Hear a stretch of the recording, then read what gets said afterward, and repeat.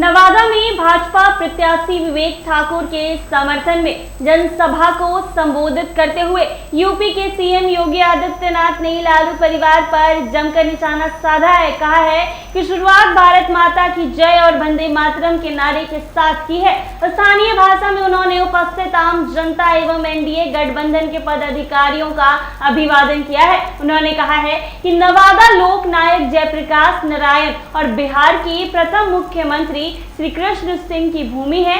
अयोध्या राम मंदिर का जिक्र करते हुए उन्होंने बिहार में दिखने वाले उत्साह और उमंग की जमकर तारीफ की है।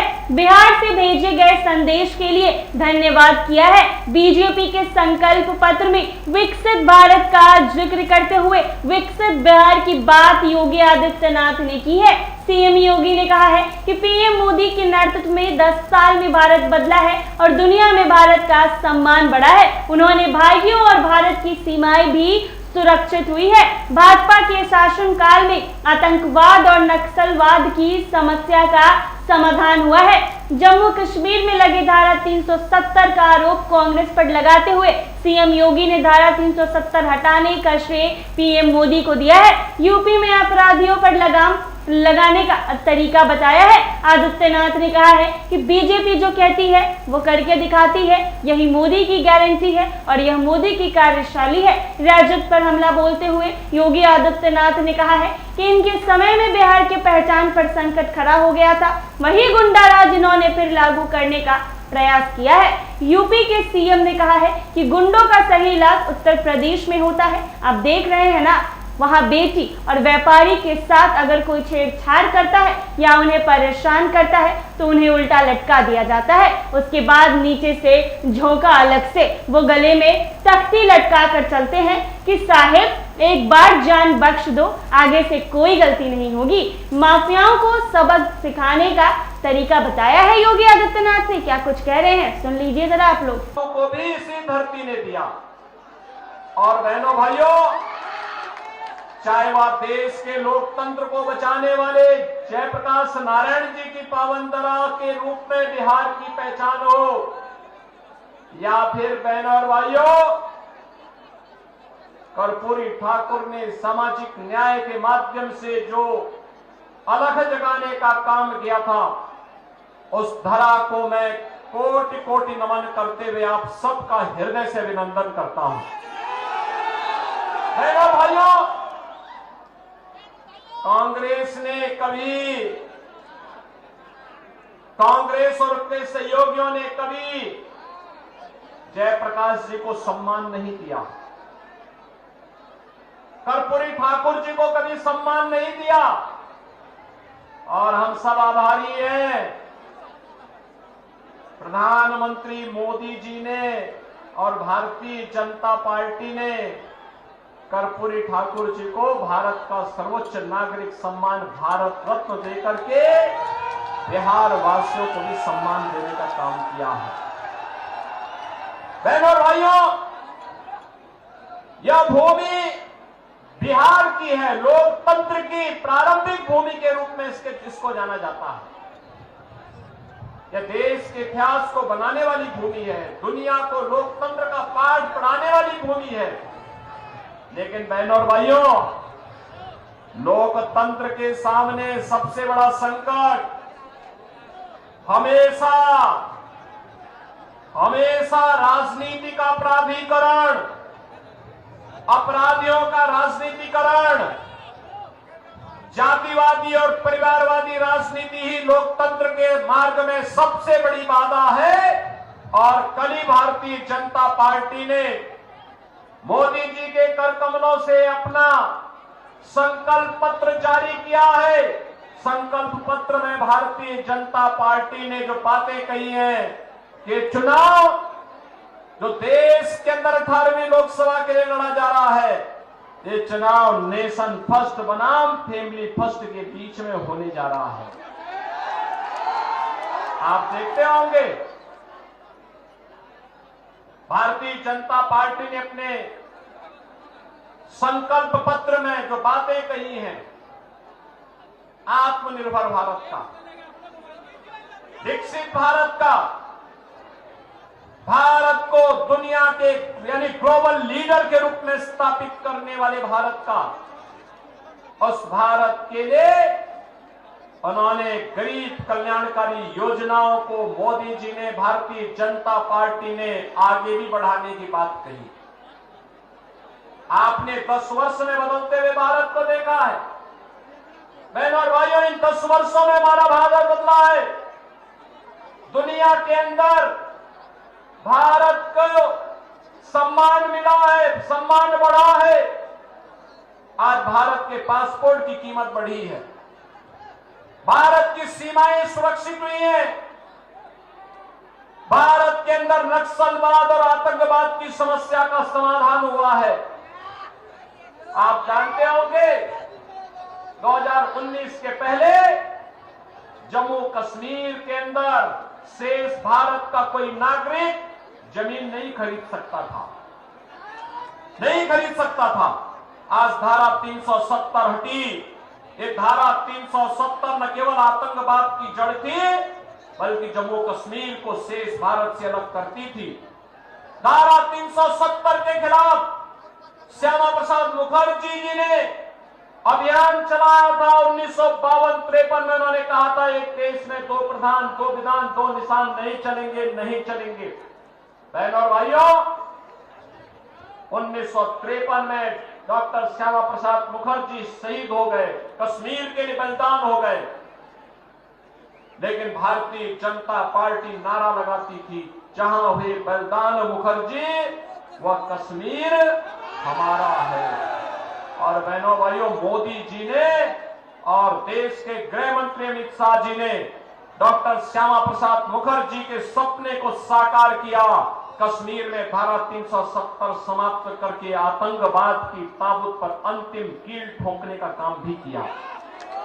बहनों भाइयों, याद रखना, एक सुरक्षित माहौल में ही हम विकास की और सुशासन की परिकल्पना को आगे बढ़ा सकते हैं। नौजवानों के लिए रोजगार और आजीविका के साधन बढ़ा सकते हैं, कनेक्टिविटी को बेहतर कर सकते हैं, नौकरी और रोजगार की ढेर सारी संभावनाओं को आगे बढ़ा सकते हैं। और सुरक्षा का वातावरण आज नए भारत में है।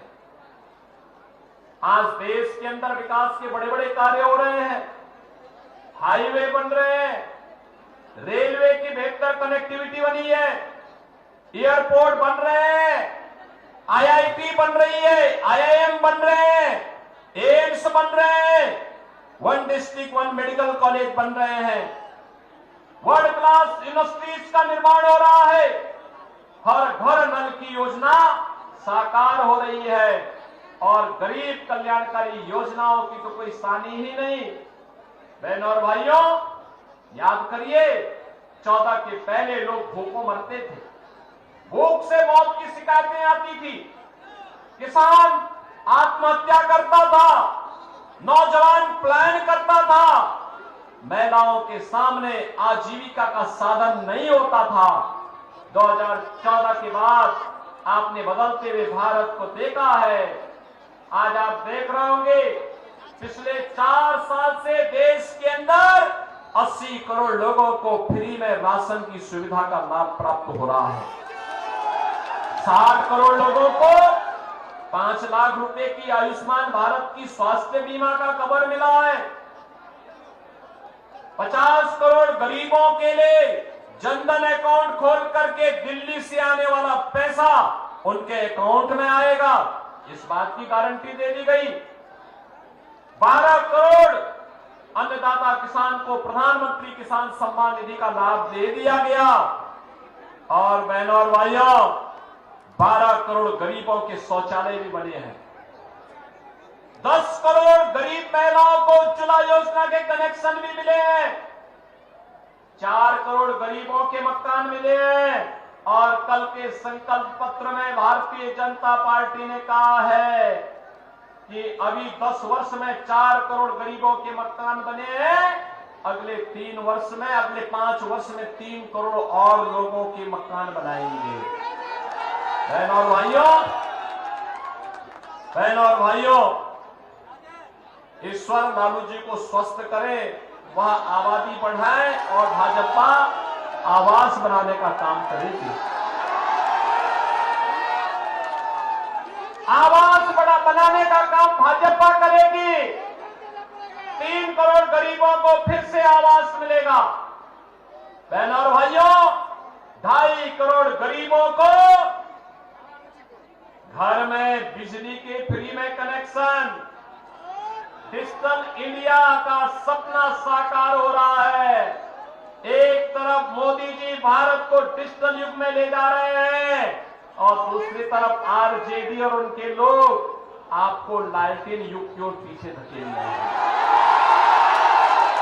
बहनों और भाइयों, यही कहने के लिए हम लोग आपके पास आए हैं। मैं आपसे पूछना चाहता हूं, ये जो कार्य मैंने गिनाए हैं, क्या ये आरजेडी और कांग्रेस कर पाती क्या? और मैं आपसे पूछना चाहता हूं, मैं तो यूपी से आया हूं ना, अयोध्या में रामलला का भव्य मंदिर का निर्माण कार्य का ये लोग कर पाते क्या? अयोध्या में रामलला का भव्य मंदिर बनने पे कैसा लगा आपको? अच्छा लगा ना? तो आपको खुश होना ही था, क्योंकि मैं देख रहा था रामलला विराजमान हो रहे थे अयोध्या में, उत्सव उमंग था बिहार में, और सबसे पहला उपहार रामलला मंदिर के लिए बिहार से ही अयोध्या धाम पहुंचा था। इसके लिए बिहार वासियों का अभिनंदन।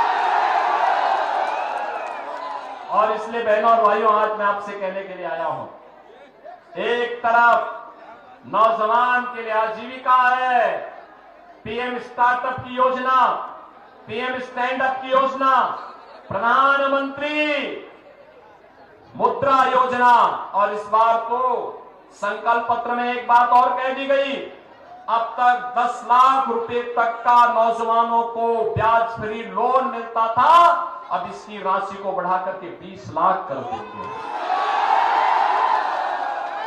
बहनों और भाइयों, आरजेडी रंगदारी वसूली से फुर्सत हो तब ना, आज रंग बीजेपी और एनडीए की सरकार में रंगदारी नहीं, स्ट्रीट वेंडर को पीएम स्वनिधि योजना का लाभ मिल रहा है, और पीएम स्वनिधि का दायरा बढ़ा करके गांव के ठेला, खोमचा, रेड़ी लगाने वाले लोगों को, पटरी व्यवसायियों को भी इसका लाभ प्राप्त होगा। कल के संकल्प पत्र में भारतीय जनता पार्टी ने घोषणा कर दी है। बहनों और भाइयों, आरजेडी हो या उनके सहयोगी दल, ये तमंचा लहराने वाले लोग हैं, इनको टैबलेट से क्या मतलब, इसलिए डिजिटल इंडिया का विरोध करते हैं। और बहनों और भाइयों, भारतीय जनता पार्टी और सहयोगी दल आपको डिजिटल इंडिया में ले जा करके आत्मनिर्भर भारत और विकसित भारत की परिकल्पना को साकार बनाने के। तो आपने सुना उन्होंने क्या कहा, हमने राम मंदिर बनवाया, तो दूसरी तरफ बड़े बड़े माफियाओं और अपराधियों को राम नाम सत्य है की यात्रा में भी भेजने का काम किया है। ये काम केवल भाजपा ही कर सकती है, इसीलिए हम आपके पास आए हैं। उन्होंने कहा है कि जो कानून नहीं मानता है और देश के खिलाफ साजिश रचता है, उसे हम कहते हैं कि तुम्हारा भी राम नाम सत्य होगा। ऐसे ही तमाम अपडेट्स के लिए बने रहे NBC 24 पर।